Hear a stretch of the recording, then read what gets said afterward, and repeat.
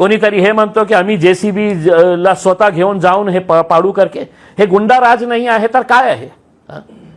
तिथे काय विरोध केलं नसतं का लोकांनी? मी नाही गेलो असतं रात्री 2 वाजता तर लोक विरोध करणार होते. मी त्यांना एकच गोष्ट सांगितली होती की तुमचं घर पाडण्यासाठी ते येत आहे, ते घर पुन्हा बांधण्याची जबाबदारी आम्ही घेणार. ते घर आम्ही बांधून देणार. आणि आम्ही म्हणजे या देशामध्ये जे आज ये गुंडा राज पासून जे लोक त्रस्त झालेले आहे, हैराण झालेले आहे, हे सगळ्यांची जबाबदारी आहे. लोकांनी कॉन्ट्रीब्यूट करेल, आम्ही कॉन्ट्रीब्यूट करणार, आम्ही स्वतः कॉन्ट्रीब्यूट करणार आहे. ज्यांच्याकडे 10 रुपये आहे तर 10 रुपये कॉन्ट्रीब्यूट करतील. कारण सरकारला आम्हाला एक मेसेज द्यायचा आहे की तुम्ही या गुंडागर्दी करून एक घर पाडू शकता. घर बांधण्याची ताकद, हिम्मत आमच्यामध्ये आहे.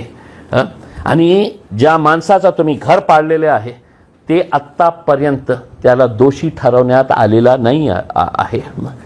दुर्दैवाने कोणी दोषी ठरवलेले आहे आपल्यालाही माहीत आहे आणि आपण सुद्धा याच्यामध्ये दोषी आहे. या देशामध्ये जे काही चाललेलं आहे याच्यामध्ये आपलाही सहभाग इतकंच मोठा आहे. या देशातल्या मीडियाला जे आज त्यांना प्रश्न विचारत नाही आहे, का तुमची हिंमत झाली नाही आहे की म्युनिसिपल कमिशनरला प्रश्न विचारण्याची की हे माणसाचं घर तुम्ही काय एकटं आहे, एक घर आहे या शहरामध्ये?